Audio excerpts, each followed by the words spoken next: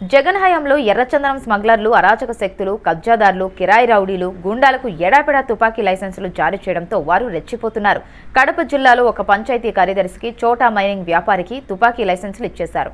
YCP MP YS Avinash Reddy అనుచరులకు, party నాయకులకు, ఒక సామాజిక వర్గానికి చెందినవారే ఎక్కువగా ఉన్నారు. బెదిరింపులు, వసూళ్లు, ప్రత్యర్థులపై దాడులకు వీటిని ఉపయోగిస్తుండటంతో శాంతి భద్రతలకు విఘాతం కలుగుతోంది. వివేక హత్య కేసులో నిందితులైన ఎంపీ అవినాష్ రెడ్డి, దేవిరెడ్డి, శివశంకర్ రెడ్డిలకు అత్యంత సన్నిహితులు జగన్ అధికారంలోకి రాగానే తుపాకీ లైసెన్సులు ఇచ్చేశారు. దానితో బెదిరించి భూదందాలు, అరాచకాలు చేశారన్న ఆరోపణలున్నాయి. జమ్మలమడుగు, ప్రొద్దుటూరు, పులివెందులకు చెందిన చోటమోట నేతలకు కూడా గన్ లైసెన్స్ ఇవ్వడం విమర్శల పాలవుతోంది. రాష్ట్ర ఫుడ్ కమిషన్ చైర్మన్ చిత్తా విజయ్ ప్రతాప్ రెడ్డి కూడా తుపాకీ లైసెన్స్ తీసుకున్నారు. సీకదిన్నె మండలం ఇందిరానగర్ కి చెందిన జి వీరనాగిరెడ్డి వైసీపీ నేతల అండతో తుపాకీ లైసెన్స్ సంపాదించి ఎర్రచందనం స్మగ్లర్ గా అవతారం ఎత్తాడు. అనర్హులు, అరాచక శక్తులకు తుపాకీ లైసెన్సులు ఇవ్వడమే తప్పు. వారి చేతుల్లో తుపాకులున్నాయని తెలిసి ప్రభుత్వం ఉపేక్షించకూడదు.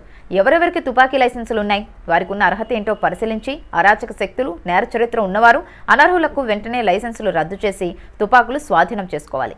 దీనిపై హోంశాఖ వెంటనే జిల్లాల వారీగా సమీక్ష నిర్వహించాలి.